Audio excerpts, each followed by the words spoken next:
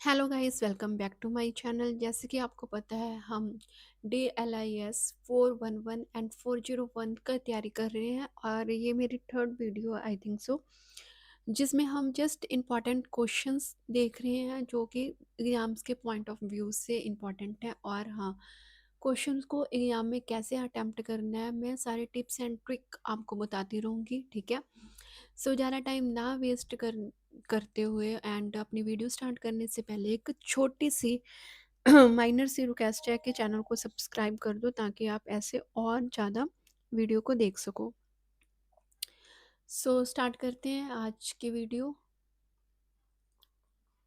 Okay, so this one is the first question. Discuss the procedure of the experimental research method. ठीक है, experimental research क्या होती है, उसके जो मेथड है वो बताने हैं। ठीक है, सो क्वेश्चन में अगर ऐसे मेथड पूछा जाए एक्सपेरिमेंटल रिसर्च के, जो कि इंपॉर्टेंट क्वेश्चन है, ठीक है, तो इसको आप कैसे लिखोगे। फर्स्ट ऑफ ऑल मैंने आप सभी को बताया है कि जो भी आपको क्वेश्चंस के रिगार्डिंग, चाहे मेथड, चाहे फंक्शन, चाहे प्रोसीजर, जो भी कुछ पूछा जाए, सबसे पहले आपने पेपर में क्या लिखनी है, उसकी डेफिनेशन लिखनी है। सो एक्सपेरिमेंटल रिसर्च पहले एग्जामिनर को बताना है कि होता क्या है। एक साइंटिफिक मेथड होता है in which the researcher manipulate one variable. Variable हमने दो तरह के पहले पढ़े हैं, independent variable and dependent variable. Independent variable and dependent variable cause जो इफेक्ट, ठीक है, कॉज एंड इफेक्ट को बोलते हैं, कंफ्यूज मत होना। सिंपल टर्म में हम ये बताएंगे कि एक साइंटिफिक मेथड है जिसके बीच जो रिसर्चर होता है वो मैनिपुलेट, वो देखता है कि कॉज एंड इफेक्ट क्या होने वाले हैं उसकी रिसर्च के। कॉज एंड इफेक्ट, कॉज का क्या मतलब है कि किस कारण, क्या प्रॉब्लम, जो प्रॉब्लम आप सॉल्व करने जा रहे हो, पहले तो आप देखोगे कि उसके क्या क्या कारण है। सपोज क्या है कि अभी जो हवा है वो बहुत ज़्यादा हो रही है, पोल्यूटेड हो रही है, तो पहले आप देखोगे उसके कॉज क्या है। ठीक है, अगर आप उसके लिए कुछ एफर्ट्स डाल रहे हो, ठीक है, ट्री लगा रहे हो, ठीक है, फ्यूल कम से कम यूज़ कर रहे हो, फायर वगैरह नहीं लगने दे रहे हो, है ना, कहीं पे भी, तो मेन क्या है कि आपके एफर्ट से क्या इफेक्ट पड़ रहा है, क्या वो चीज़ कम हो रही है। ठीक है, तो बेसिकली ये चीज़ है। ठीक है, तो ज़्यादा यहाँ पे आपने कंफ्यूज नहीं होना। एक्सपेरिमेंटल रिसर्च आप कैसे लिखोगे, इज़ अ साइंटिफिक मेथड है जिसके थ्रू जो रिसर्च है वो कॉज एंड इफेक्ट के ऊपर क्या है, ध्यान देता है, वाइल कंट्रोलिंग अदर फैक्टर। उन अदर जो फैक्टर है उसको भी कंट्रोल करते करते कॉज एंड इफेक्ट के ऊपर ध्यान देता है। सिंपल। आगे है indefinite and defining the problem. Identify करना एंड उसको डिफाइन करना प्रॉब्लम को। क्या, this one is the first problem. पहले तो आप यही देखोगे कि प्रॉब्लम क्या है। जैसे कि does a new teaching method improve student performance. ठीक है, जो आप न्यू न्यू मेथड आप अपनाए अप्लाई करना चाह रहे हो स्टडी के ऊपर, पहले तो आप यही देखोगे कि हाँ, इससे स्टूडेंट को बेनिफिट हो रहा है या नहीं हो रहा है ना। प्रॉब्लम को आइडेंटिफाई करोगे, देन वो रिव्यू करोगे लिटरेचर को। लिटरेचर का क्या मतलब है, जब आप बुक्स की स्टडी करते हो उस पर्टिकुलर टॉपिक के रिगार्डिंग, बुक्स की स्टडी करते हो, जो ऑलरेडी थ्योरी आ रखी है वो देखते हो, फाइंडिंग जर्नल्स, मैगजीन्स, उस रिगार्डिंग कहाँ पे भी, इंटरनेट पे कहीं पे भी आपको इंफॉर्मेशन मिलती है, आप वहाँ से पहले उसके बारे में डिटेल स्टडी करते हो। फिर क्या, हाइपोथेसिस बनाते हो। ये बार बार यही स्टेप आ रहे हैं, पिछली वीडियो में भी आपने देखा था कि ये सारे स्टेप आते हैं। ठीक है, सो एक ही क्वेश्चन बार बार घूम फिर के वो पूछ रहे हैं, है ना। फिर आइडेंटिफाई करोगे वेरिएबल्स। वेरिएबल मैंने आपको पहले ही बताया है, दो तरह के होते हैं, डिपेंडेंट होते हैं, एक इंडिपेंडेंट वेरिएबल होते हैं। फिर आप करोगे एक्सपेरिमेंटल डिज़ाइन को सिलेक्ट करोगे, कैसे, pre test post test design करोगे, या फिर आप कंट्रोल करोगे ग्रुप के अकॉर्डिंग, ग्रुप वाइज ग्रुप आप ऑब्जर्वेशन लोगे, या फिर आप रैंडमली ग्रुप को डिज़ाइन करोगे। ठीक है, कि रैंडमली कोई भी ग्रुप उठा लिया, 10-10 स्टूडेंट का रैंडमली आपने उनसे क्वेश्चनिंग कर ली, ठीक है। फैक्टोरियल डिज़ाइन आप देख लिया, फैक्टोरियल डिज़ाइन का मतलब क्या है, सेम वही नंबर ऑफ ग्रुप्स लाइक 1 से लेके 10 तक अलग स्टूडेंट कर लिए, 11 से लेके 20 तक अलग फैक्टर्स के अकॉर्डिंगली बना लिया, ठीक है। Next one is the selecting participant and sampling, ये हमने पहले भी पढ़ा था, दो तरह के पार्टिसिपेंट होते हैं, है ना। दो तरह होते हैं, रिजर्वर पार्टिसिपेट करता है, एक तो खुद वो सारा कुछ एनालाइज करता है, या फिर जिसमें एक था, जिसमें क्या था, वो क्लास के बाहर बैठ जाता है और स्टूडेंट के जो बिहेवियर है उसको एनालाइज करता है ना। तो ये भी आप देखोगे कि कौन सा आप मेथड को अप्लाई करोगे। फिर क्या है, कंस्ट्रक्टिंग और selective tools for the data collection, फिर आप डाटा को भी कलेक्ट करना है, ठीक है। ये सारी चीज़ें बार बार हर एक क्वेश्चन में यही चीज़ें बार बार आ रही हैं, ठीक है। सो ज़्यादा हम डीपली इसमें नहीं जाएंगे। देन वही है कि डाटा जैसे ही आपने कलेक्ट कर लिया उसको एनालाइज करोगे, एनालाइज करना मस्ट है। एनालाइज कर लिया डाटा, फिर उसके बाद उसको इंटरप्रेट करना भी ज़रूरी है, ठीक है। फिर एनालाइज हो गया, फिर फाइनली जो आपका प्रोसेस होता है रिसर्च का वो क्या होता है, रिपोर्ट बनानी, ठीक है। रिपोर्ट में क्या होता है, इंट्रोडक्शन हो गया, सब्जेक्टिव हो गया, कौन से मेथड आपने यूज़ किया है, फिर डाटा को कलेक्ट किया, फिर उसको एनालाइज किया, फिर फाइंडिंग बताओगे कहाँ कहाँ से आपने यूज़ किया, फिर उसका लास्ट में क्या है, कंक्लूजन। और कंक्लूजन मैंने आपको सब पहले भी बताया कि कंक्लूजन अगर नहीं पता तो आप क्या करोगे, जो भी ऊपर हेडिंग आपने लिखे हैं बस वो हेडिंग्स यहाँ पे लिख देने हैं। Then next one is the how is the constructive research conduct, ये ऑलरेडी हमने पीछे पढ़ा था, बट यहाँ पे मैं पूरा डीपली नहीं बताऊंगी, ठीक है। बट हाँ, आपको बता देती हूँ, कंस्ट्रक्टिव होता है, एक एक्सपेरिमेंटल होता है। कंस्ट्रक्टिव में क्या होता है, एक एक्सप्लोरेटरी होता है, सॉरी एक्सप्लोरेटरी भी जस्ट आप एक्सप्लोर करते हो, चीज़ों को फ्रीली करते हो, कोई कंडीशन नहीं हुई, ओपन एंडेड आप देखते हो, ठीक है। कोई वो नहीं होता। कंस्ट्रक्टिव में क्या होता है, जब आप अपना IQ 101% यूज़ करते हो उस प्रॉब्लम को सॉल्व करने के लिए, ठीक है। कंस्ट्रक्टिव में आप उस प्रॉब्लम को पहले देखते हो, एनालाइज करते हो, फिर उसके अकॉर्डिंग मॉडल्स क्रिएट करते हो, न्यू मॉडल, पहले वाले नहीं, न्यू मॉडल। देन फिर थ्योरीज देखते हो, फिर उसका सोल्यूशन फाइंड आउट करते हो, ठीक है। This process is the systematic and focused on the building and testing a constructive solution, क्या मतलब है, देखो बिल्कुल सिंपल लैंग्वेज में बताती हूँ। जो कंस्ट्रक्टिव रिसर्चर होते हैं वो क्या करते हैं, पहले तो अपना दिमाग के 101% IQ यूज़ करते हैं, ठीक है। ठीक है, पहले प्रॉब्लम देखते हैं, प्रॉब्लम के अकॉर्डिंग ये मॉडल्स तैयार करते हैं, थ्योरी देखते हैं, ठीक है। फिर उसके अकॉर्डिंग ये क्या करते हैं, प्रॉब्लम को सॉल्व करने का ट्राई करते हैं, ठीक है। अब देखते हैं इसके प्रोसीजर देख लेते हैं, ठीक है। प्रोसीजर में क्या है, वही सेम चीज़ है, पहले प्रॉब्लम देखोगे, फिर जो लिटरेचर उसके रिगार्डिंग जो बुक्स वगैरह है डीपली नॉलेज लोगे, फिर आप अपने ऑब्जेक्ट सेलेक्ट करोगे, फिर उसके बिहाफ पे आप क्या करोगे, कंसेप्चुअल फ्रेमवर्क, ठीक है, प्लानिंग करोगे, ठीक है। फिर सॉल्यूशन को कंस्ट्रक्ट करोगे, सॉल्यूशन देखोगे कौन कौन से सॉल्यूशन है, सॉल्यूशन के लिए जहाँ पे भी कंस्ट्रक्टिव अप्रोच आएगी वहाँ पे आपने ध्यान रखना है कि मॉडल क्रिएट करते हो, ठीक है, न्यू मॉडल क्रिएट करते हो वहाँ पे। फिर उन मॉडल्स को अप्लाई करते हो, अप्लाई करने के बाद वो देखते हो, टेस्ट करते हो, वैलिडेटी देखते हो, वैलिडेट मतलब वो जो मॉडल अप्लाई आप किया है वो लीगली वैलिड है या नहीं है, ठीक है, ये सारी चीज़ें। फिर उसके जो रिजल्ट है, आउटकम है, उसको एनालाइज करते हो, फिर रिवाइज करते हो यानी रिफाइंड करते हो, प्रॉब्लम को सॉल्व करते हो, देन एट द एंड आपने क्या करना है, रिपोर्ट्स को तैयार करना है। इसके बाद आप क्या करोगे, कंक्लूजन निकालोगे। कंक्लूजन में वही जो आपने ऊपर जितने भी आपने हेडिंग्स लिखे हैं वो लिखने हैं, ठीक है। देन नेक्स्ट वन जो इम्पोर्टेंट क्वेश्चन है, what is case study research. अगर आपने कॉम्पिटिटिव एग्जाम्स दिए हैं तो वहाँ पे भी केस स्टडी के रिगार्डिंग क्वेश्चंस आते हैं। केस स्टडी में क्या होता है, आपको उसी टाइम पे एक कंडीशन दी जाती है और उसको भी उसके भी हाफ पे क्वेश्चन पूछा जाएगा। अगर आप ऐसे वाली कंडीशन में होंगे तो इसका आंसर क्या आएगा, क्वेश्चन और ऑप्शंस होते हैं, है ना, वो होते हैं केस स्टडी।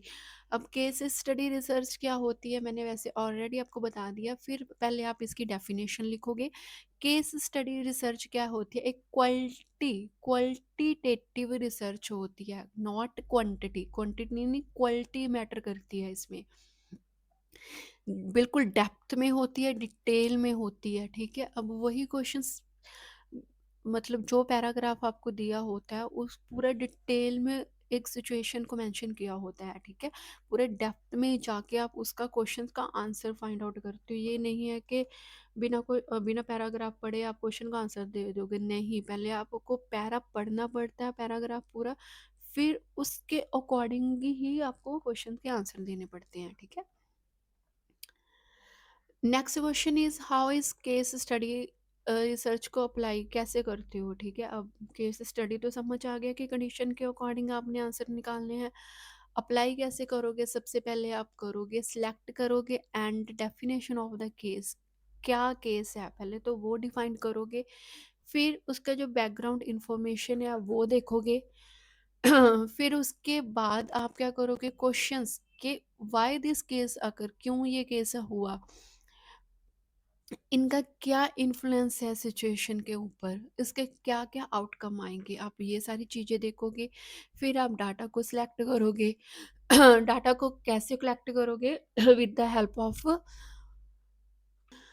ऑब्जर्वेशन, सर्वे करोगे, डॉक्यूमेंट्स देखोगे, रिकॉर्ड्स देखोगे, ठीक है। विद ये सारे वे से आप डाटा को कलेक्ट करोगे, फिर एनालाइज करोगे, फिर इंटरप्रेट करोगे, देन फिर रिपोर्ट बनाओगे। इसके बाद आपने कंक्लूजन लिखना है, ठीक है। बार बार वही चीज़ें आ रही हैं। देन कंटेंट एनालाइज रिसर्च क्या होती है, कंटेंट एक सिस्टमेटिक वे है, ऑब्जेक्टिव है, यहाँ पे क्या है, ये क्वांटिटेटिव भी हो सकता है, क्वालिटी के बिहाफ पे भी ये मेथड को हम अप्लाई कर सकते हो। क्या क्या चीज़ें होती हैं, इट इन्वॉल्व लिखना एग्जाम्स में, बोलना, विजुअल डिजिटल मटेरियल यूज़ करना, ठीक है, ये सारी चीज़ें इसके अंदर आती है। कंटेंट एनालाइज, कंटेंट क्या है उसको एनालाइज करना, ठीक है। आपकी रिसर्च में जो कंटेंट आपने यूज़ किया है उसको एनालाइज करना, क्लियर। करेक्टरिस्टिक्स देखते हैं क्या होते हैं, एक सिस्टमेटिकली अप्रोच होती है, ऑब्जेक्टिव होती है, क्वांटिटिव या क्वालिटेटिव हो सकती है, रेप्लिकेबल हो सकती है, फ्लेक्सिबल हो सकती है। पर्पस देखते हैं, आइडेंटिफाई करते हैं कौन सा पैटर्न यूज़ किया है, कौन सी थीम यूज़ की है, रिप्रेजेंटेशन के मेथड कौन से हैं, एनालाइज करते हैं, हम कंपेयर करते हैं, ठीक है, क्लियर। फिर देन है इसके प्रोसीजर, प्रोसीजर में सेम वही चीज़, पहले आप जो भी कंटेंट को एनालाइज करना चाहते हो पहले तो ऑब्वियसली उसको सिलेक्ट करोगे। सिलेक्ट करने के बाद आप उसमें देखोगे क्वेश्चंस, रिसर्च क्वेश्चंस जो होते हैं, जैसे जो क्लाइमेट क्यों चेंज हो रहा है, कौन सी थीम मोस्ट कॉमन है, फिर यूनिट के अकॉर्डिंग उसको एनालाइज करोगे, वर्ड्स के अकॉर्डिंग जो वर्ड यूज़ किया है, फ्रेजेस यूज़ किए हैं, सेंटेंस यूज़ किया है, कौन सी थीम यूज़ की है, ठीक है, ये सारी चीज़ें।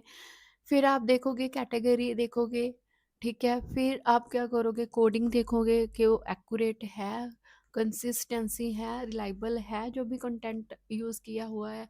फिर उसके क्वांटिफाइड डाटा देखोगे, क्या टेबल्स यूज़ किए हैं, परसेंटेज यूज़ की है, चार्ट्स यूज़ किए हैं, ये सारी चीज़ें आप देखोगे। फिर उसको एनालाइज करोगे, फिर फाइनली आप क्या करोगे, उसका कंक्लूजन निकालोगे। एडवांटेज क्या है कंटेंट को एनालाइज करने के, ऑब्वियसली देखो, एक तो ये फॉर्मल वे में बन जाएगा, ठीक है। आप क्या क्या चीज़ें यूज़ कर रहे हो तो वो भी तो ज़रूरी है, हेल्प करेगा आइडेंटिफाई हिडन मीनिंग, ठीक है, क्या हिडन मीनिंग है उसको आप आइडेंटिफाई करोगे। लिमिटेशन क्या है, ऑब्वियसली टाइम कंज्यूमिंग है, जो भी आपने सारी रिपोर्ट क्रिएट कर ली, आप बार बार एक एक लाइन को, एक एक वर्ड को देख रहे हो कि हाँ इज इट करेक्ट, ठीक है, टाइम कंज्यूमिंग होएगा, कोडिंग रिक्वायरमेंट होएगी, ठीक है। तो ये सारी चीज़ें हैं। इसके बाद क्या है, conclusion. Next one is the how many method of the collecting primary data and the main method. हमने पहले पढ़ा था ये, ऑलरेडी पीछे हम पढ़ के गए थे कि जो दो तरह से डाटा कलेक्ट करते हैं, एक होता है प्राइमरी डाटा, एक होता है सेकेंडरी डाटा। प्राइमरी डाटा क्या होता है, जो ओरिजिनल डाटा जो फर्स्ट टाइम आप कलेक्ट करते हो, जैसे कि आप मैथ्स के क्वेश्चन सॉल्व करने से पहले आप क्या करते हो, रफ पे मल्टीप्लाई करते हो, वही आंसर तो आपका रफ कॉपी पे भी आ ही जाता है ना, बट फिर क्या करते हो, फेयर कॉपी पे जब लिखना होता है बिल्कुल साफ साफ करके लिखते हो, है ना, that is called the secondary data. Primary क्या होता है, जो फर्स्ट आंसर आपको रफ, चाहे वो रफ शीट पे ही मिला हो, ठीक है। तो ये चीज़ होता है। बिल्कुल सिंपल होता है, क्लियर होता है, ठीक है। अब मेथड देखते हैं कि डाटा को कलेक्ट करने के, ये देखो फर्स्ट हैंड होता है। मेथड देखते हैं, 5 इसके मेजर स्टेप होते हैं। फर्स्ट क्या है, पहले आप ऑब्जर्व करोगे मेथड कि कौन सा आप मेथड यूज़ करने वाले हो, स्ट्रक्चर हो गया या फिर पार्टिसिपेंट हो गया या फिर कंट्रोल्ड या अनकंट्रोल्ड हो गया। ये पिछले वाली वीडियो में वन बाय वन करके सारे के सारे स्ट्रक्चर्स के बारे में हमने ये मेथड के बारे में पढ़ा हुआ है, ठीक है। पिछली वीडियो आप देख सकते हो। देन हम इंटरव्यू मेथड देखते हैं। इंटरव्यू भी अलग तरह से होती है, पर्सनल मतलब फेस टू फेस, या फिर टेलीफोनिक वे से, या स्ट्रक्चर या अनस्ट्रक्चर होती है। देन फिर क्वेश्चंस कैसे पूछने हैं आपने, वो डिपेंड करेगा। फिर शेड्यूल मेथड देखोगे, ठीक है। फिर एक्सपेरिमेंट मेथड कौन से हैं, ये देखो, ये सारे एक्सपेरिमेंट मेथड हैं। फिर आप क्या करोगे, केस स्टडी देखोगे। फिर आप डिवाइसेस कौन से यूज़ करोगे, आई कैमरा, हाँ, ऑडियो मीटर, ठीक है, ये सारी चीज़ें। फिर आप प्रोजेक्टिव टेक्निक से यूज देखोगे कौन सी आपने यूज़ करनी है, ठीक है। So here you can see the summary of the main method, one by one करके आप देख सकते हो। देन फिर क्या है, conclusion. Next question is the what is the difference between the open ended question and close ended question. Open ended questions क्या होते हैं एंड क्लोज एंडेड क्वेश्चंस क्या होते हैं। ओपन एंडेड क्वेश्चन क्या होते हैं, जब आपने कोई क्वेश्चन पूछा और आगे जो सामने वाला पर्सन है उसको यस एंड नो की बजाय जब उसको प्रॉपर पूरा आंसर देना पड़ता है। जैसे कि हम क्वेश्चन पूछते हैं व्हाट इज योर नेम, तो इसका मतलब क्या है कि अगले वाले पर्सन को बोलना पड़ेगा, ठीक है। ये तो नहीं है कि वो यस एंड नो से काम सर जाएगा, ठीक है। That is called the open ended question, जब सामने वाला भी प्रॉपर से इन्वॉल्व होता है। क्लोज एंडेड क्वेश्चन होते हैं जब आपने पूछा डू यू लाइक कॉफ़ी, तो सामने वाला क्वेश्चन कर आंसर दे सकता है यस, अगर पसंद होएगी तो यस, अगर नहीं पसंद होएगी तो नो। मतलब जिसका आंसर यस एंड नो में दे सकते हैं, that is called the close ended questions हो गए। Then nature of respond, nature of respond क्या होता है, ओपन एंडेड में डिटेल में होता है एंड क्लोज एंडेड में शॉर्ट में होता है। फ्लेक्सिबिलिटी क्या होती है, अ, ये बहुत फ्लेक्सिबल, क्योंकि आपको किसी क्वेश्चन का आंसर डिटेल में देना पड़ता है। क्लोज एंडेड में आपको लिमिटेड ही बोलना पड़ता है, यस एंड नो से आपका काम चल जाता है। एनालाइज के लिए ओपन एंडेड में डिफ़िकल्ट होता है, क्योंकि आपको प्रॉपर उसकी बात समझनी पड़ती है। क्लोज एंड में क्या होता है, ये ईज़ी होता है, यस एंड नो में आपको पता चल गया कि उसको कॉफ़ी पसंद है या नहीं पसंद है। यूज़फुलनेस में क्या होता है, ये क्या होता है, प्रॉपर से डीपली एक्सप्लोर करते हो, ये क्या होती है, क्वांटिटेटिव होती है, स्पेसिफिक डाटा, जितना आपको डाटा चाहिए होता है बस उसके बिहाफ पे होती है। एग्जाम्पल आप देख सकते हो, ओपन एंडेड में आप, ये मैंने आपको ऑलरेडी बता दिया, इसमें इतना कंफ्यूज होने की बात नहीं। ये समरी आप देख सकते हो, देन आप इसका कंक्लूजन लिख सकते हो, ठीक है। जो हैंडिंग बनाए वही आपने कंक्लूजन में लिख देने हैं। Next question is the what is the pre cover letter and the cover letter. Pre cover and cover letter क्या डिफरेंस है। सो पहले हम देखते हैं प्री कवर। सो क्या होता है प्री कवर लेटर में, क्या होता है, शॉर्ट इंट्रोडक्शन होता है, ठीक है। कब कब यूज़ करते हैं, जब आपने एक्चुअली जो रिपोर्ट तैयार करनी होती है उससे पहले ये डाटा भेजते हो, जिसमें आपको पता, जिसमें आप डिफाइन करते हो कि इन्फॉर्म करते हो, प्रिपेयर करते हो और मोटिवेट करते हो रिस्पॉन्डेड अबाउट द अपकमिंग सर्वे, ठीक है। प्रोसेस क्या इसके पर्पस है, फर्स्ट क्या, टू इन्फॉर्म करते हो जो भी रिस्पोंडेंट होते हैं that they will receive a questionnaire to create interest and trust, to explain the importance of study, ठीक है। ये सारी चीज़ें होती हैं। और इसमें क्या कंटेंट होता है, इंट्रोडक्शन होती है ऑफ अ रिसर्च के बारे में, रिसर्चर के बारे में, उसके स्टडी का क्या पर्पस है, फिर वो रिक्वेस्ट करता है पार्टिसिपेट करने के लिए, ठीक है। देन क्या इंश्योर करता है कि ये सारी जो रिसर्च होएगी वो क्या रहेगी, कॉन्फिडेंशियली रहेगी, ठीक है। और फिर उसको क्या करता है, अपीयरेंस इन एडवांस, ठीक है। देन कवर लेटर क्या होता है, वो तो था प्री कवर लेटर, ये क्या है कवर लेटर। कवर लेटर क्या होता है, ये होता है is a letter that is attached along with the questionnaire with it is a send of the respondent। जब लास्ट टाइम पे सब कुछ आपका रिपोर्ट वगैरह तैयार हो जाती है, लास्ट टाइम पे जो फाइनल आप कर देती हो, ठीक है, बिल्कुल एक्सप्लेन करते हो सारी जो इंस्ट्रक्शंस होती हैं, ठीक है। Content of the cover letter में क्या होता है, आप टाइटल लिखते हो पहले तो, देखो वहाँ पे आप रिसर्चर के इंट्रोडक्शन वगैरह होता था, यहाँ पे टाइटल देखते हो, इम्पोर्टेंस देखते हो, फिर how to fill and return, कैसे फुलफिल करोगे एंड कैसे उसको रिटर्न करना है ये देखोगे, कितना टाइम लगेगा, required time to complete it, ठीक है। ये सारी चीज़ें इसके अंदर आती हैं, यहाँ पे आप इसकी समरी आप देख सकते हो, ठीक है। प्री प्री का मतलब ही होता है पहले, ठीक है, ये साथ साथ में चलता है। यहाँ पे आप इन्फॉर्म करते हो, यहाँ पे आपको गाइड प्रोवाइड करते हो, ये शॉर्ट में लिखते हो, ये पूरा डिटेल में लिखते हो, ठीक है। तो इसके बाद लास्ट में आप इसका कंक्लूजन लिखोगे। Next question is how many type of the interview, कितने टाइप की इंटरव्यू होती है, type of the interview. Interview बहुत टाइप की होती है, वन बाय वन करके आप देखोगे। जैसे कि फेस टू फेस हो गई, टेलीफोन पे आप ले सकते हो, ऑनलाइन आप ठीक है कर सकते हो बात, वन बाय वन करके इसके हम स्टेप देखते हैं। स्ट्रक्चर इंटरव्यू जहाँ पे प्रॉपर स्टेप वाइज चीज़ें होती हैं, ठीक है, इसको बोलते हैं स्टैंडर्डाइज्ड इंफॉर्मेशन, जिसमें आप क्या करते हो, pre determined set of questions, ठीक है। ये इसमें जो क्वेश्चंस होंगे वो क्लोज एंडेड भी होंगे, ठीक है।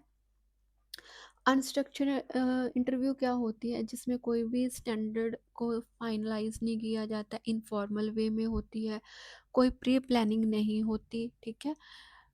ये सारी चीज़ें इसके अंदर आती है। सेमी स्ट्रक्चर इंटरव्यू में क्या होता है, दोनों का कॉम्बिनेशन होता है, स्ट्रक्चर का भी एंड अनस्ट्रक्चर का भी। देन है पर्सन, मतलब फेस टू फेस इंटरव्यू सभी को पता है, इसमें बताने की ज़रूरत नहीं है। टेलीफोन इंटरव्यू जो टेलीफोन पे होती है, ऑनलाइन या वीडियो इंटरव्यू, ठीक है, या फिर ग्रुप इंटरव्यू भी होती है कि नंबर ऑफ पर्सन वहाँ पे बैठे होते हैं, ठीक है, पार्टिसिपेंट आते हैं, उनके बिहाफ पे वो क्वेश्चन होती है। एक इंटरव्यू होती है बिल्कुल डीपली, वो एक एक छोटी से छोटी चीज़ देखते हैं। फिर क्या है पैनल इंटरव्यू, जिसमें क्या होता है, क्वेश्चंस का रिस्पॉन्ड करना होता है, सिंगल एक रिस्पॉन्ड देना होता है, ठीक है। देन क्या है ग्रुप इंटरव्यू, ये भी आपको पता है।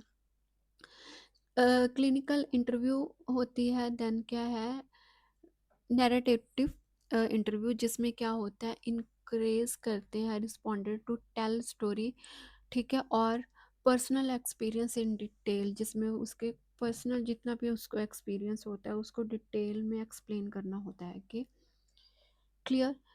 यहाँ पे आप देख सकते हो समरी, यहाँ पे एक टेबल में सब कुछ यहाँ पे बताया हुआ है, आप इसको रीड कर सकते हो जितना भी हमने ऊपर पढ़ा। Then next question is what is the definition of the population. Population की हमने डेफिनेशन के बारे में बताना है। ये चैप्टर वाइज क्वेश्चन है, इसमें आपके सारे के सारे चैप्टर भी कवर हो रहे हैं, ठीक है। हाँ, पॉपुलेशन की डेफिनेशन क्या होती है, रेफर करते हैं total number of individual objective events and elements के बारे में, ठीक है। For example all student in the university, ठीक है, ये क्या है, उस यूनिवर्सिटी के स्टूडेंट की पॉपुलेशन है, ठीक है। यहाँ पे इन्होंने एक्सप्लेन किया हुआ है, a population include every element of a group being study, हर एक छोटे से छोटा एलिमेंट आप उसमें स्टडी करते हो, है ना। फिर क्या है, the population must have comma characters, comma character women have 60 years, फिर कोमा वोमेन प्रोफेशंस, ठीक है, ऐसे करके कोमास आप यूज़ करते हो। फिर क्या populations can be large and small, ये लार्ज भी हो सकती है स्मॉल भी हो सकती है। It is based for the sampling, sampling के ऊपर बेस्ड हो सकती है। अब पॉपुलेशन कैन बी सर्वल टाइप, बहुत टाइप की हो सकती है पॉपुलेशन, ये भी हमें पता है कि किस रिगार्डिंग किस ऑब्जर्वेशन के लिए आपको कोई ना कोई पॉपुलेशन चाहिए, मतलब कोई तो कोई मतलब इंसान चाहिए जिससे आप क्वेश्चन कर सको, जिससे आप इंटरव्यू लेके डाटा को कलेक्ट करो। What is the sampling frame? Sampling frame क्या होती है? सैम्पलिंग फ्रेम क्या होती है? एक तरह की लिस्ट कह सकते हो, डाटाबेस कह सकते हो, डायरेक्टरी कह सकते हो, जिसमें सारे के सारे एलिमेंट इन कंटेन करते हो, शामिल होते हैं, ठीक है। सैम्पलिंग फ्रेम क्या होते हैं? जिसमें सारे के सारे रिकॉर्ड आप लिखते हो, बस आप ये चीज़ लिख कर लो, ठीक है।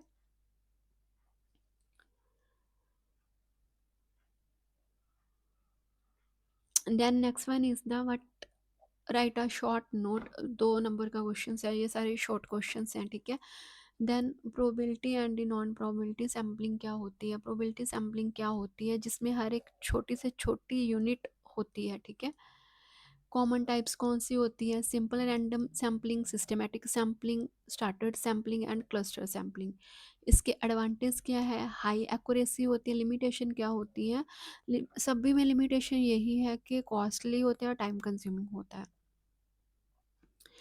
नॉन में क्या होता है? जिसमें उसमें तो देखो हर एक छोटी से छोटी यूनिट होती है, बस इसमें क्या होता है, not every unit has non as the chances to being select.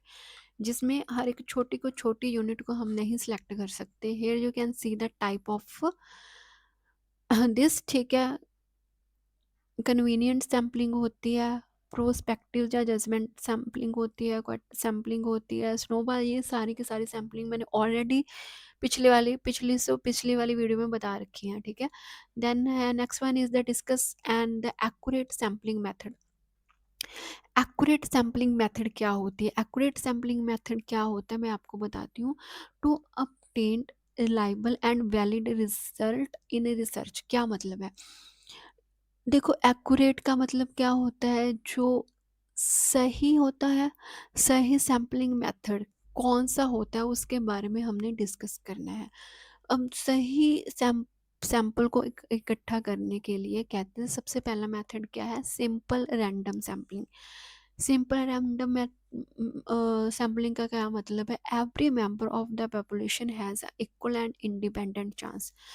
Simple random sampling जिसमें हर एक मेंबर को इक्वल चांस दिया जाना चाहिए, उसको बोलते हैं simple random sampling. That is one of the most जो एक्यूरेट सैम्पलिंग होती है, ठीक है।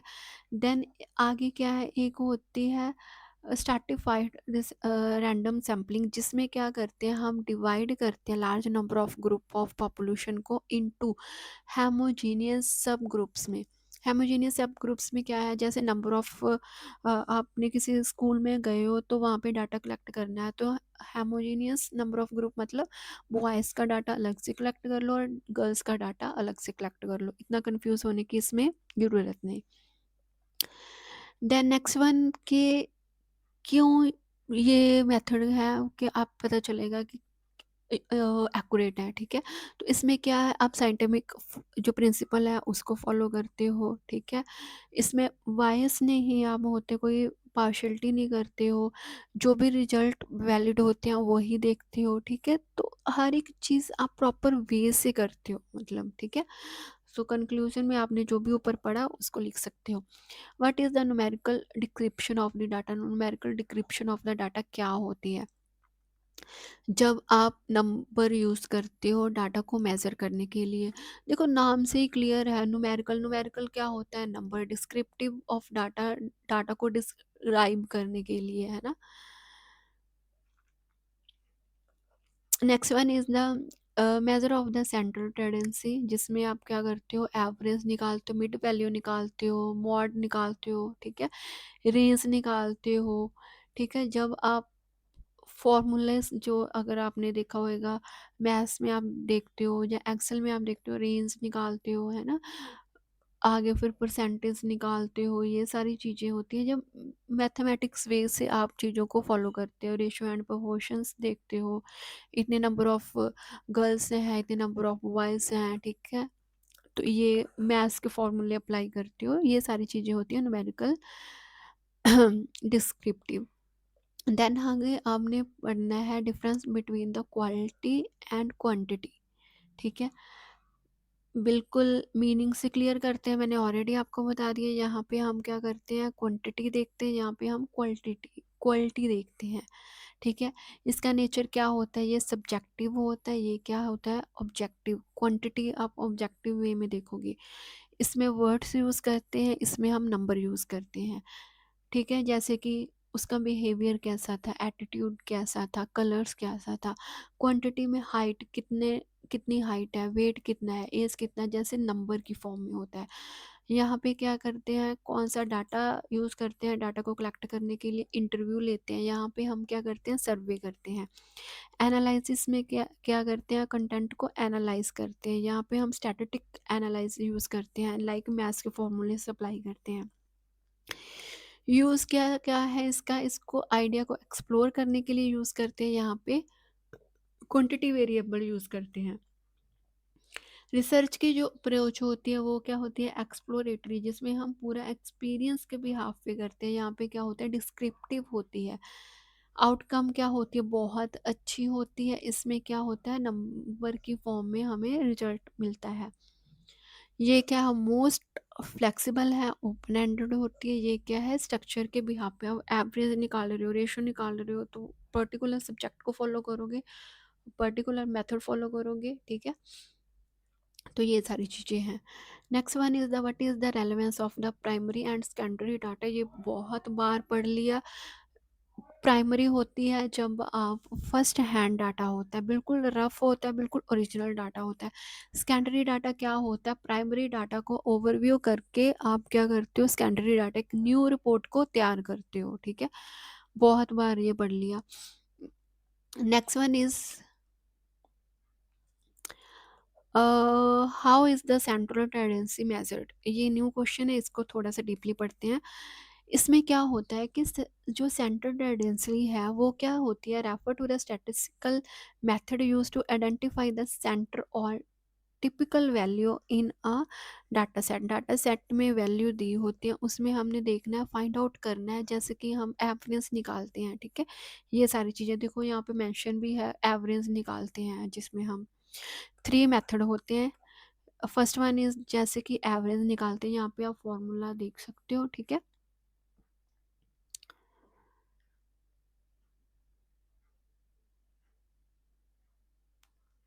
देन सेकंड वन क्या है, मिडल वैल्यू फाइंड आउट करनी। आपके पास नंबर ऑफ टर्म्स है, रेज दी हुई है, वहाँ पे आपने मिड टर्म को फाइंड आउट करना है, ठीक है।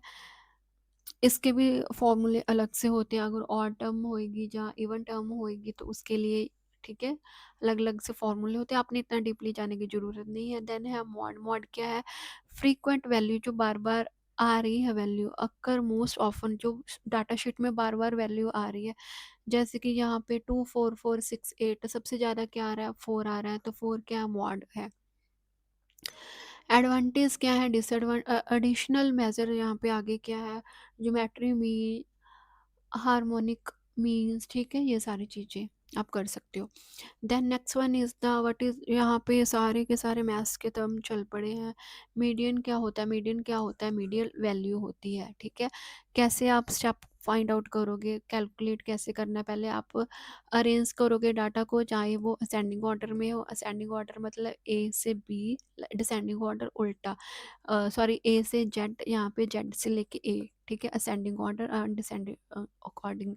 फिर हम देखेंगे दो तरह के केस बनेंगे, या तो मिडल टर्म क्या होएगी, वो ऑड होएगी, या फिर क्या होएगी, वो इवन होएगी, ठीक है। तो इसके अकॉर्डिंग जो डाटा हमने फॉलो करना है, दिस वन, जैसे 38275 है, इसके हमने अरेंज कर लिया डाटा, किसके अकॉर्डिंग, असेंडिंग ऑर्डर, पहले छोटा बड़ा बड़ा बड़ा बड़ा। फिर हमने क्या लगाया कि एन जो नंबर है, हमारे जो मिडल टर्म है वो क्या है, 5। तो 5 को फाइंड आउट करने के लिए क्या किया, वैल्यू ऑफ वहाँ पे 5+1 कर दिया, उसको इवन बना दिया, डिवाइड बाई 2 कर दिया, 6/2, तो आंसर क्या आ गया, 3। थ्री थ्री नंबर पे क्या टर्म आ रही है, 5, ठीक है। अगर इवन आ गया, ठीक है, इवन नंबर पे जैसे कि यहाँ पे उसको पहले अरेंज कर लिया।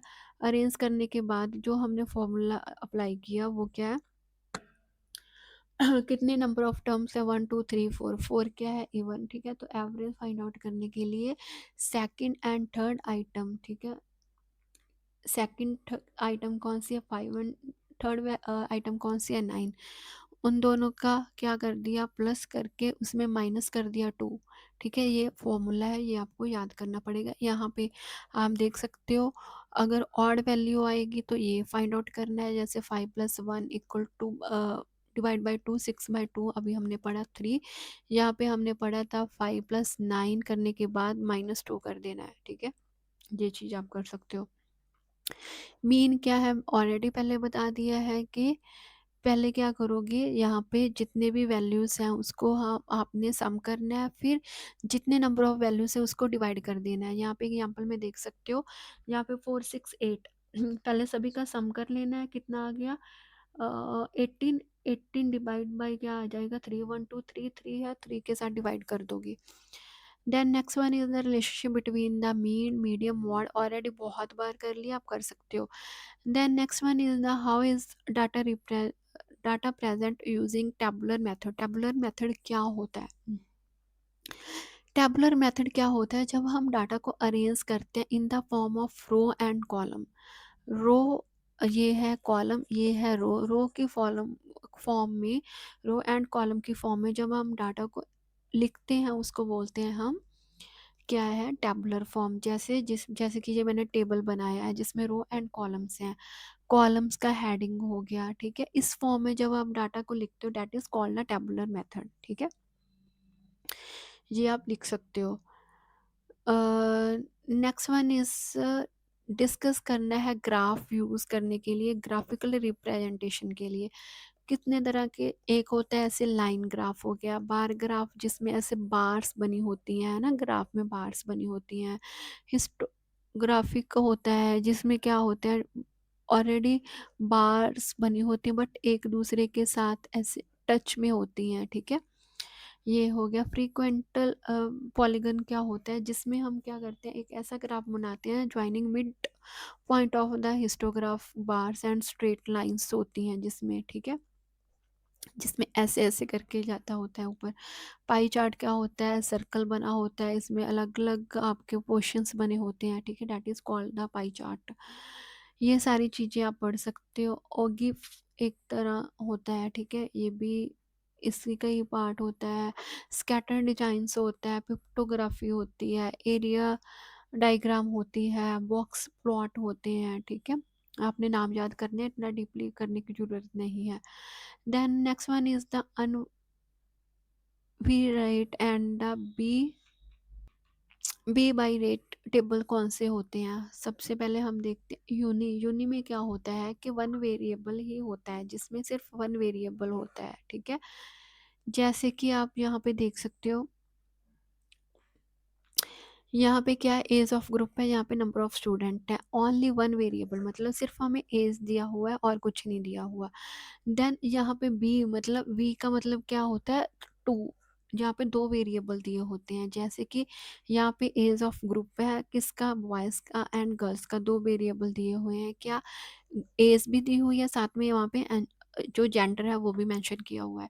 What do you understand by the multivariate data analysis, क्या होते हैं, जब हम क्या करते हैं वो वाली टेक्निक्स यूज़ करते हैं डाटा को एनालाइज करने के लिए, कि मोर देन टू वेरिएबल्स को हम जिसमें इन्वॉल्व होते हैं at a same time.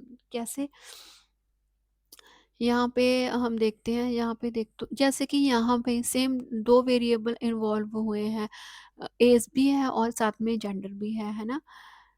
Type कौन सी होती है, एक होती है मल्टी, एक होती है फैक्टर, एक होती है principal component analyse, PCA, principal component analyse, जिसमें हम क्या करते हैं मैक्सिमम इंफॉर्मेशन को हम रिटेन करने की कोशिश करते हैं, किसके through, use in data comparison के थ्रू, या फिर पैटर्न को री रिकॉग्नाइज करके। फिर क्लस्टर एनालाइज, क्लस्टर का मतलब होता है स्मॉल स्मॉल ग्रुप में उसको डिवाइड करना, ठीक है। डिस्क्रिमिनेंट एनालिसिस क्या होते हैं, जब हम डाटा को कलेक्ट करते हैं बेस्ड अपॉन उसके जो छोटी छोटी कैटेगरी के अकॉर्डिंग, ठीक है। देन है MANO, मनोवा, ठीक है। तो इसमें क्या होता है, मल्टीपल डिपेंडेंट वेरिएबल इसके अंदर इंक्लूड होते हैं। Next one is the SAS, strategical analysis system, important question है, ठीक है, जिसमें हम डाटा को एनालाइज करते हैं बिजनेस इंटेलिजेंस के अकॉर्डिंग, जो भी आपके प्रेडिक्टिव एनालिसिस होते हैं और रिपोर्ट के अकॉर्डिंग। सिंपल। सास सास क्या होती है, एक तरह ये बहुत सारी मल्टीनेशनल कंपनीज में ये वाला सॉफ्टवेयर यूज़ होता है। किस लिए यूज़ होता है आपको बताती हूँ। एक तरह का सॉफ्टवेयर सिस्टम होता है जिसमें हम सारा का सारा डाटा को एंटर करते हैं, मैनेज कर सकते हैं, उसको रिट्रीव भी कर सकते हैं, उसका वापस से उसको ले भी सकते हैं, है ना, बैकअप भी ले सकते हैं। किस लिए यूज़ होता है, मैक्सिमम ये यूज़ होता है कम्प्लेक्स डाटा को एनालाइज करने के लिए, ठीक है। फीचर क्या होते हैं, जैसे कि बहुत बड़ी कंपनीज में एम्प्लॉय का डाटा आपने बनाना है, ठीक है, रिकॉर्ड बनाना है, वहाँ पे नंबर ऑफ एम्प्लॉयज़ होते हैं। तो कम्प्लेक्स डाटा को मैनेज करने के लिए हम क्या है, एक पर्टिकुलर सॉफ्टवेयर यूज़ करते हैं, SAS, ठीक है। फीचर क्या करता है, ये डाटा को मैनेज करता है, एनालाइज करने का काम करता है, प्रोग्रामिंग लैंग्वेज यूज़ होती है इसमें, डाटा को विजुलाइज करने के लिए यूज़ होता है। इसमें हम चार्ट, ग्राफ सब कुछ बना सकते हैं, रिपोर्ट्स वगैरह तैयार कर सकते हैं, जैसे हमारे पास डाटा होता है। इंटेलिजेंस टूल्स यूज़ कर सकते हैं, प्रेडिक्टिव एनालिसिस कर सकते हैं, मॉडल वगैरह यूज़ कर सकते हैं, डिफरेंट डिफरेंट टाइप्स के। इसमें हाई सिक्योरिटी प्रोवाइड की जाती है, हम मल्टीपल फॉर्म सपोर्ट करते हैं। विंडो में यूज़ कर सकते हो, लाइनक्स में, यूनिक्स में, ठीक है, और मेन फ्रेम में यूज़ कर सकते हैं। इसके बाद अलग अलग इसके मॉड्यूल होते हैं, वो यूज़ कर सकते हैं। मतलब बड़ी बड़ी कंपनियों में डाटा अगर यहाँ पे एनालाइज होता है, डाटा अगर स्टोर होता है, वो SAS में होता है, ठीक है। देन एक्सप्लेन करना है फीचर ऑफ द STATA, क्या होता है, ये भी एक तरह का सॉफ्टवेयर का पैकेज होता है। किस लिए यूज़ करते हैं हम इसको, इकोनॉमिकली, सोशली, पॉलिटिकल के लिए, पब्लिक हेल्थ के लिए, सभी के लिए हम यूज़ करते हैं। किस लिए ये जाना जाता है, इसकी स्पीड अच्छी होती है, एक्यूरेट होता है, फ्लेक्सिबल होता है, और इसको यूज़ करना बहुत ईजी होता है, ठीक है। इसका जो डाटा है वो क्या है, यूज़र फ्रेंडली होता है, पावरफुल डाटा होता है, डाटा को मैनेज करने के लिए बहुत पावरफुल होता है। वाइड रेंज हम यूज़ करते हैं, स्ट्रॉन्ग इकोनॉमिकली टूल हम यूज़ करते हैं। देन क्या है, ग्राफिकली रिप्रेजेंट हम कर सकते हैं, प्रोग्रामिंग वगैरह इसमें सपोर्टिव होती है, ठीक है। According to user, thousand of user, यहाँ पे थाउजेंड ऑफ कमांड्स यूज़ होती हैं डाटा को मेंटेन करने के लिए, ठीक है। एक्यूरेट होता है ये। आगे क्या है, कौन कौन से विंडो में सपोर्ट करता है, मैक में, एप्पल के फ़ोन्स में, एप्पल के मैकबुक में, देन लाइनक्स में यूज़ करते हैं, ठीक है। एक्सपोर्ट कर सकते हैं, यहाँ पे हम देख सकते हैं वर्ड पड़ा है, एक्सेल पड़ा है, PDF पड़ा है, ये सारी चीज़ें इसको सपोर्ट करते हैं। देन कंक्लूजन क्या है, क्या कि मोस्ट पावरफुल ये सॉफ्टवेयर है, डाटा ईजिली हम यहाँ पे मेंटेन करके रख सकते हैं। Then next one is the Minitab. Minitab and MATLAB क्या होती है, मिनी टैब आप देख सकते हो, एक तरह का क्या है, सॉफ्टवेयर का पैकेज है। किस लिए यूज़ करते हैं, डाटा को एनालाइज करने के लिए, कंट्रोल करने के लिए, सिक्स सिग्मा प्रोजेक्ट हम यूज़ करते हैं इसके लिए, ठीक है। क्या फीचर है, यूज़र फ्रेंडली है, एनालाइज करते हैं डाटा को, क्वांटिटी क्वालिटी इसमें इम्प्रूव कर सकते हैं, ग्राफ यूज़ करते हैं, ठीक है, अपने आप ये सेव कर सकता है, ठीक है, इंटीग्रेशन कर सकता है, मतलब इसमें आप वर्ड, एक्सेल फाइल सब कुछ चला सकते हो। मैटलैब में क्या होता है, ये भी एक तरह की हाई लेवल प्रोग्रामिंग लैंग्वेज है, ठीक है। किस लिए यूज़ करते हैं हम इसको, न्यूमेरिकल एनालाइज करने के लिए, इंजीनियर कंप्यूटेशन के लिए, सिमुलेशन के लिए, एल्गोरिथम्स के लिए हम यूज़ करते हैं। ये मैट्रिक बेस्ड होती है, इसमें प्रोग्रामिंग लैंग्वेज यूज़ होती है। 2D 3D ग्राफ्स हम यूज़ करते हैं, जैसे उसमें सिंपल हम bar graph, line graph use करते थे, यहाँ पे 3D ग्राफ तक भी यूज़ कर सकते हैं। यहाँ पे हम देखते हैं कि कौन कौन से हमारे पास टूल बॉक्स होते हैं, इमेज के लिए अलग होता है, ठीक है, कंट्रोल सिस्टम्स अलग होते हैं, ये सारी चीज़ें इसके अंदर इंक्लूड होती हैं। यहाँ पे आप देख सकते हो कि समरी देख सकते हो शॉर्ट फॉर्म में। Next one is the S plus क्या होता है, एक तरह का कमर्शियल स्टैटिस्टिकल सॉफ्टवेयर होता है, ठीक है। एक प्रोग्रामिंग लैंग्वेज होती है, किसके द्वारा ये डेवलप हुई थी, बाय द बेल लेबोरेटरीज के द्वारा। किस लिए यूज़ होता है, डाटा को एनालाइज करने के लिए, ठीक है, स्टैटिस्टिकल मॉडल के लिए, ग्राफ को व्यू करने के लिए, एंड प्रोग्रामिंग यूज़ करते हैं एस लैंग्वेज में। फीचर क्या है, बेस्ड होती है एस लैंग्वेज के ऊपर, जो कि बिल्कुल सिमिलर होती है आर के ऊपर। यहाँ पे स्टैटिस्टिकल टूल्स यूज़ होते हैं, हाई क्वालिटी ग्राफ्स यूज़ होते हैं, बिल्डिंग फंक्शन अच्छा होता है, कमर्शियल स्पोर्ट्स के लिए यूज़ होते हैं। वो था एस, ये था आर। ये भी ओपन एंडेड सॉफ्टवेयर है, प्रोग्रामिंग लैंग्वेज यूज़ करते हैं। फीचर क्या है, ओपन एंडेड है, बिल्कुल फ्री होता है, ठीक है। ये यहाँ पे हम मेथड दिए हुए हैं, ये सारे मेथड यूज़ करते हैं। ह्यूज लाइब्रेरी सिस्टम यहाँ पे यूज़ होता है, जैसे कि सी में आपने देखा होगा, studio dot h, conio dot h, आप number of library functions use करते हो, यहाँ पे भी नंबर ऑफ़ लाइब्रेरी फंक्शंस होते हैं, ठीक है। यहाँ पे हम डाटा को कैसे रिप्रेजेंट करते हैं, 2D 3D की फॉर्म में यूज़ करते हैं। प्रोग्रामिंग के लिए बहुत फ्लेक्सिबल होता है ये। कम्युनिकेट सपोर्ट भी इसमें होती है, ट्यूटोरियल्स वगैरह आपको डॉक्यूमेंटेशन प्रोवाइड किए जाते हैं। इसमें आप क्या यूज़ करते हैं, पाइथन लैंग्वेज यूज़ कर सकते हैं, एसक्यूएल यूज़ कर सकते हैं, ठीक है, एक्सेल यूज़ कर सकते हैं। यूज़ ऑफ आर एनालाइज के लिए, मशीन लर्निंग एआई के लिए, विजुअलाइजेशन के लिए, ठीक है, ये सारे बिग डाटा को एनालाइज करने के लिए यूज़ करते हैं हम। Next one is the what do you understand by the research proposal, ठीक है। रिसर्च प्रपोजल क्या होता है, एक तरह का फॉर्मल रिटर्न डॉक्यूमेंट होता है, that outline when you plan to research. कब बनता है, जब आप रिसर्च करने का प्लान बनाते हो। इसमें आप क्या चीज़ें देखते हो कि what you want to study, क्या आप स्टडी करना चाहते हो, क्यों स्टडी इंपॉर्टेंट है, how will you conduct the research, ठीक है। ये सारी चीज़ें इसके अंदर आती हैं।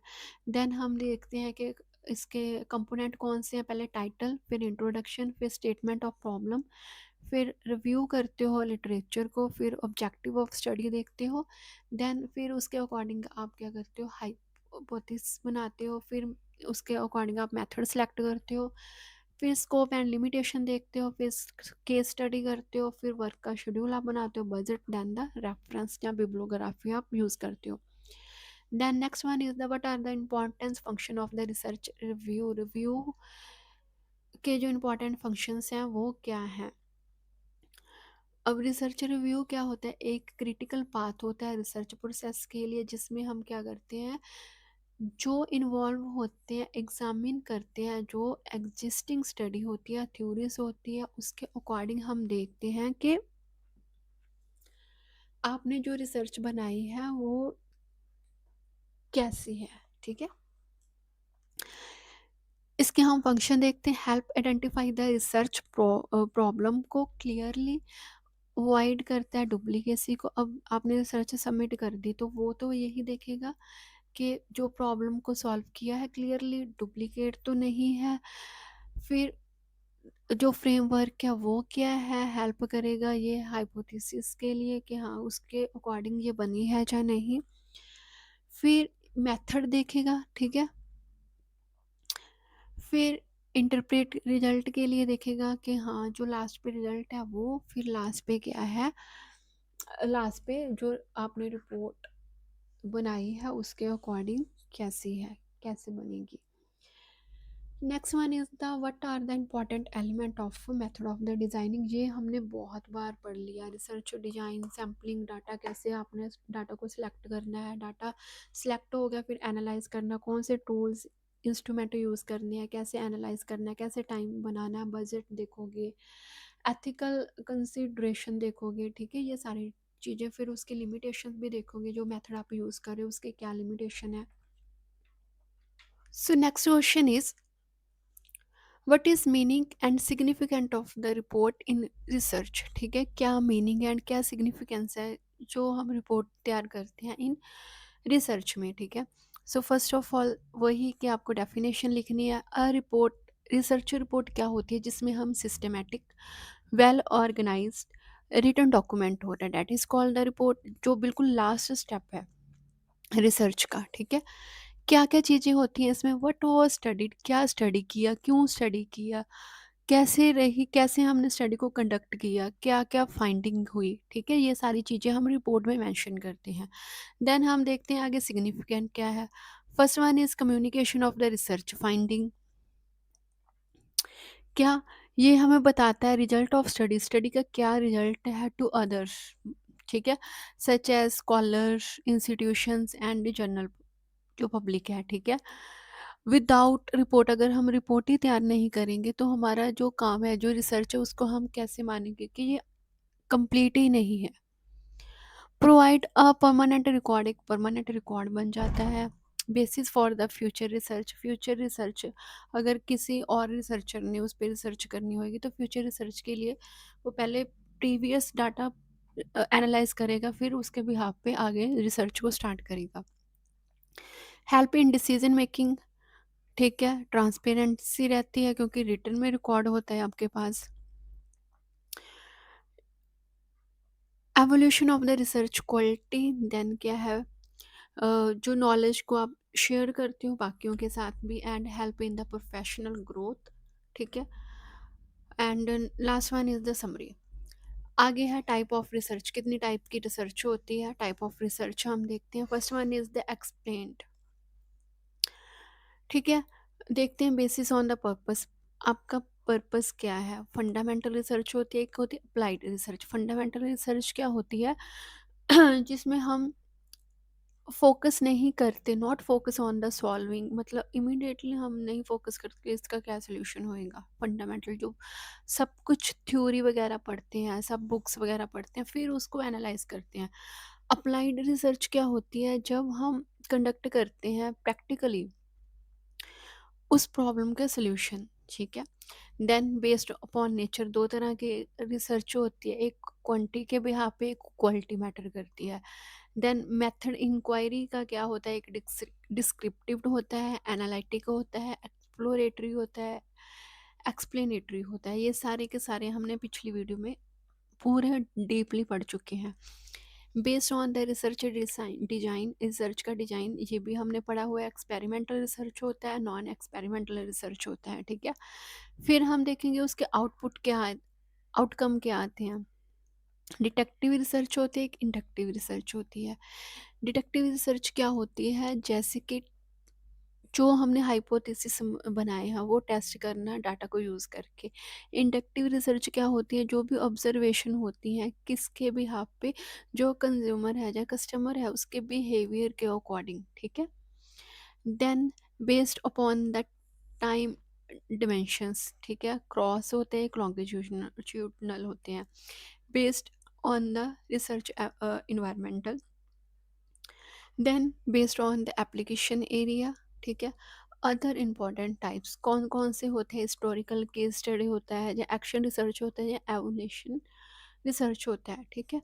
हर एक पॉइंट को आप मेरी पिछली वाली वीडियो में देख सकते हो कि पूरा डिटेल में एक एक टॉपिक के ऊपर हमने क्वेश्चंस कर लिया। Then next question is the what is the standard structure of the report, structure कैसा होएगा, कैसे लिखते हैं। सबसे पहले टाइटल का पेज आएगा, फिर एक्नॉलेजमेंट आएगी, फिर टेबल, जैसे कि स्टार्टिंग में हमने पढ़ा था कि यूनिट कितनी होती हैं, कितने टेबल्स हैं वो बनते हैं, फिर समरी, फिर इंट्रोडक्शन आती है, फिर रिव्यू देखते हैं, फिर मेथड देखते हैं, फिर डाटा को एनालाइज करते हैं, प्रेजेंटेशन, फाइंडिंग क्या हुई, रिजल्ट क्या हुई, फिर उसके ऊपर डिस्कशन होते हैं, फिर लास्ट पे कंक्लूजन, देन फिर सजेशन आती है, फिर रेफरेंस कहाँ से ली वो आती है, ठीक है? देन फिर अपेंडिक्स वो देखते हैं जिसमें बिल्कुल शॉर्ट शॉर्ट फॉर्म में दिया होता है, ठीक है? ये सारी चीज़ें शॉर्ट समरी में आप सिंपल ये पॉइंट्स आप याद कर सकते हो। Then next question is how is report return, कैसे हम लिखते हैं रिपोर्ट। पता ही है आपको क्या होती है। लास्ट में पहले रिपोर्ट कैसे, पहले प्रॉब्लम को हम अंडरस्टैंड करते हैं, फिर डाटा कलेक्ट करते हैं, फिर हम उसकी आउटलाइन तैयार करते हैं, फिर हम ड्राफ्ट बनाते हैं, कौन सा मेथड होएगा, कौन सी फाइंडिंग, बार बार वही चीज़ें आ रही है, ठीक है?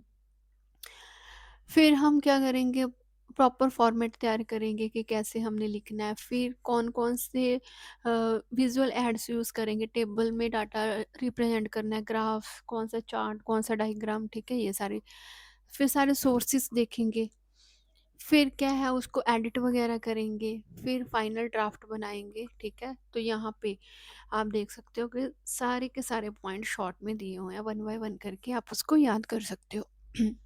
Then next question is what is the fundamental weakness of the report writing. Weakness हमने बतानी है कि क्या है। Lack of the clear objective, sometime के हमें पर्पस ही नहीं क्लियर होता कि क्या प्रॉब्लम है। पुअर स्ट्रक्चर भी हो सकता है कि जिसमें हमारा फ्लो क्या ब्रोकन हो जाए, हेडिंग हमने नहीं लिखे। समटाइम कम्प्लेक्स लैंग्वेज यूज़ करते हैं, ठीक है, वो भी प्रॉब्लम क्रिएट करती है, ये सारी चीज़ें होती हैं। Inaccurate data and the evidence, ठीक है, डाटा कभी कभी इतना होता है कि वो सफिशेंट ही नहीं होता। लैक ऑफ प्रॉपर एनालाइज नहीं हमने किया होता, ठीक है। बाइस भी हो सकती है जो भी हमने रिपोर्ट को तैयार किया है, ठीक है। Poor presentation of the data, ठीक है, ये सारी चीज़ें हो सकती हैं। एब्सेंस हो ऑफ द विजुअल एड्स, जिसमें हम चैट्स वगैरह या ग्राफ वगैरह नहीं यूज़ किया, बस सीधा 4 लाइन लिख के रिपोर्ट तैयार कर दी, ये भी है, ठीक है। प्रॉपर रेफरेंस नहीं लिखा, ये सारी प्रॉब्लम्स आती हैं, ठीक है। नेक्स्ट वन इज़ द, यहाँ पे ये आप पूरे हेडिंग दिए हुए हैं, मेंशन है वन बाय वन करके, उसको याद कर सकते हो। Then next question is the what is the final touch of to given the report. Report को फाइनल टच आप कैसे दोगे, ठीक है, मतलब सबमिशन कैसे देते हो आप, ठीक है। सबसे पहले आप देखोगे स्पेलिंग तो नहीं गलत, ग्रामर तो नहीं गलत, कोई टाइपिंग में तो नहीं प्रॉब्लम आ गई, ठीक है। फिर उसका फ्लो वगैरह देखोगे, सेंटेंस वगैरह आपने जो लिखे वो क्लियर है या नहीं क्लियर है, ठीक है। प्रॉपर फॉर्मेट यूज़ किया है, जो भी आपने लेटर वगैरह यूज़ किया है, स्पेस जो है वो प्रॉपर है या नहीं, हेडिंग सब कुछ सही से लिखा है या नहीं। फिर आप देखोगे कि नंबरिंग वगैरह पेज की वो सही से की हुई है या नहीं, जो टेबल ग्राफ बनाया है वो सही से है या नहीं, रेफरेंस जो दे रहे हो मेंशन कर रहे हो वो सही है या नहीं, सारा डाटा आपका वेरीफाई होना चाहिए। फ्रंट पेज में आप ये सब कुछ लिखोगे, देन फिर क्या होगा लास्ट पे, आप उसको डिपेंड करता है कि आप उसकी बाइंडिंग करवाना चाहते हो, स्पाइरल करवाना चाहते हो या नॉर्मल करवाना चाहते हो, ठीक है, it's up to you. Then फिर आप उसके रिगार्डिंग फाइनल रिव्यू मेंशन करते हो वहाँ पे, clear. Next one is the how is the longitudinal survey conduct in a research of LIS। LIS मतलब लाइब्रेरी एंड इंफॉर्मेशन साइंस के रिगार्डिंग अगर हमने लॉन्गिट्यूडनल सर्वे करना होगा तो उसको एक्सप्लेन करना है। लॉन्गिट्यूडनल जो है सर्वे है वो क्या होता है, कहते हैं एक तरह का मेथड होता है जिसमें हम डाटा को कलेक्ट करते हैं, कहाँ से, from the same responded repeatedly over a period of time, ठीक है। कैसे हम डाटा सर्च करते हैं, पहले हमारे जो ऑब्जेक्टिव है पहले वो मेंशन करते हैं, फिर टारगेट मेंशन करते हैं, फिर सैंपल को सिलेक्ट करते हैं, फिर हम सर्वे करते हैं, फिर क्या है टाइम इंटरवल देखते हैं कितने कितने टाइम के बाद हमने डाटा को कलेक्ट करना है, फिर बेसलाइन तैयार करते हैं, फिर फॉलो अप लेते हैं, ठीक है। देन फिर क्या करते हैं ट्रैकिंग, देन डाटा को एनालाइज करते हैं, फिर उसके बाद क्या है रिपोर्ट की जो फाइंडिंग है, कहाँ से डाटा हमने लिया वो सब कुछ। एडवांटेज एंड लिमिटेशन क्या है, लिमिटेशन सभी में सेम ही है कि टाइम कंज्यूमिंग होता है। एडवांटेज में क्या है कि ये थोड़ा सा लॉन्ग टर्म के लिए इम्पैक्ट डालता है, स्ट्रॉन्ग एविडेंस बेस्ड होता है, ठीक है। तो ये सारी चीज़ें हैं। नेक्स्ट हिस्टोरिकल अप्रोच बतानी है हमने research for the library science की, ठीक है। हिस्टोरिकल अप्रोच कौन कौन सी है, हिस्टोरिकल रिसर्च का क्या मतलब है, जिसमें हम सिस्टमेटिक वे से इन्वेस्टिगेशन करते हैं जो भी पास्ट में इवेंट हुए हैं, ठीक है। ऑब्जेक्टिव क्या है, document the development of library, मतलब trace the evolution of the library survey and practice, ठीक है, जिसमें हम कैटलॉग तैयार करते हैं, क्लासिफिकेशन रेफरेंस सब कुछ लिखते हैं, है ना। फिर अंडरस्टैंड करते हैं उसको, एनालाइज करते हैं, देन फिर हम प्लानिंग करते हैं फॉर द फ्यूचर डेवलपमेंट के लिए। सोर्स कौन से होते हैं, दो तरह के सोर्स होते हैं, हमने ऑलरेडी पढ़ लिया, प्राइमरी एंड सेकेंडरी। कैसे कंडक्ट करते हैं, सेम बार बार वही चीज़ें आ रही हैं, ठीक है। ना, नेक्स्ट हमारा है क्वेश्चन नंबर थर्ड। अब देखते हैं discourse and analysis applied in the research of the library science. अब सिंपल अपने टॉपिक पे आ गए हैं कि लाइब्रेरी साइंस के ऊपर जो एनालिसिस के लिए बताना है, ठीक है। तो पहला डिस्कोर्स एनालिसिस, जिसकी फुल मतलब शॉर्ट फॉर्म होती है डीए। क्या होता है, एक तरह का मेथड होता है जो हम स्टडी करने के लिए यूज़ करते हैं, किस लिए, राइटिंग के लिए, स्पोकन के लिए और सिंबॉलिक कम्युनिकेशन के लिए, या वो हम यूज़ करते हैं, ठीक है। इसके पर्पस क्या है, अंडरलाइन करते हैं यूज़र कम्युनिकेशन के लिए, स्टडी करते हैं लाइब्रेरी एंड उसकी पॉलिसी के लिए, ठीक है। एनालाइज करते हैं जो भी हमारी कम्युनिकेशन होती हैं उस पर डिपेंड करता है, इम्प्रूविंग करते हैं इंफॉर्मेशन असेस, ठीक है। अंडरस्टैंड करते हैं कल्चर एंड सोशल जो आपके कंटेक्स्ट होते हैं, डिजिटल कम्युनिकेशन इसके अंदर आती है, एडवांटेज वही है, डिसएडवांटेज आ जाएंगे इसके बाद। Next question is what is the evolution standard of the Meta evolution, ठीक है, बिल्कुल हटके क्वेश्चन है। एवोल्यूशन का मतलब है कुछ डेवलपमेंट करनी, या फिर जो हमने काम किया है उसमें देखना है कि फीडबैक लेनी एक तरह से, है ना। मेटा एवोल्यूशन क्या होता है, एवोल्यूशन मतलब प्रोसेस करना जिसमें हम क्वालिटी देखते हैं, रिलायबिलिटी देखते हैं, इफेक्टिव है या नहीं है, ये सारी चीज़ें इसके अंदर आती हैं, ठीक है। आप ये टेबल कर लो, इतना डीपली जाने की ज़रूरत नहीं क्योंकि इतना इम्पोर्टेंट नहीं है।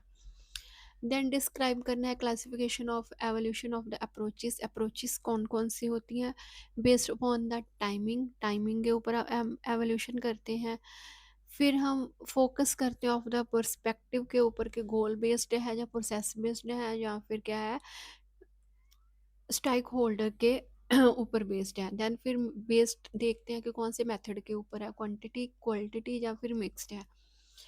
फिर नेक्स्ट वन इज द, हम देखते हैं कि based on the evolution of the perspective in LIS library research, internal है या एक्सटर्नल एवोल्यूशन हो रहा है। फिर क्या है, स्पेशलाइज्ड एवोल्यूशन अप्रोच यूज़ करते हैं, ठीक है। मेटा एवोल्यूशन है, एक क्या है, डेवलपमेंट एवोल्यूशन है। यहाँ पे समरी में आप देख सकते हो टाइम के ऊपर फोकस, कौन सा मेथड है, पर्सपेक्टिव है, इंटरनल है या एक्सटर्नल है, फिर स्पेशलाइज्ड कि ये मेटा एवोल्यूशन है या फिर डेवलपमेंट के ऊपर काम किया है, ठीक है। सो लास्ट क्वेश्चन है हमारा, एक्सप्लेन करना है summary of the evoluting evolution approaches के ऊपर। दो तरह की है, एक होती है फॉर्मेटिव, एक होती है समटेटिव, ठीक है, जिसमें समरी इंक्लूड करते हैं। ये किसके, इसका पर्पस क्या होता है, इम्प्रूव करने का प्रोग्राम को, जो भी आपकी सर्विस है उसको। देन ये क्या है, ओवरऑल हम जज करते हैं कि इसका कितना इफेक्ट हुआ। गोल बेस्ड होते हैं ये, क्वांटिटी एंड क्वालिटेटिव मिक्स हमने ऑलरेडी कर लिया, इंटरनल एंड एक्सटर्नल कर लिया। देन लास्ट हमने कंक्लूजन दिखा।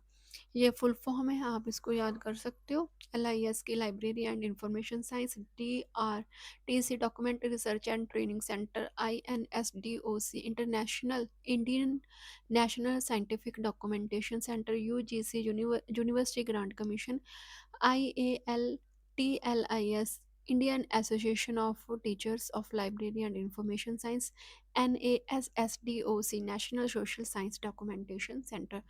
So this one is the last video of this chapter. हमारा जो पूरा सिलेबस हो गया, पूरे सिलेबस के जितने भी क्वेश्चन आंसर से इंपॉर्टेंट क्वेश्चन आंसर थे वो हो गए सॉल्व। अगर आपको वीडियो अच्छी लगी होगी तो please like share and comment करना मत भूलना, एंड चैनल को सब्सक्राइब कर देना। Thanks for watching my video.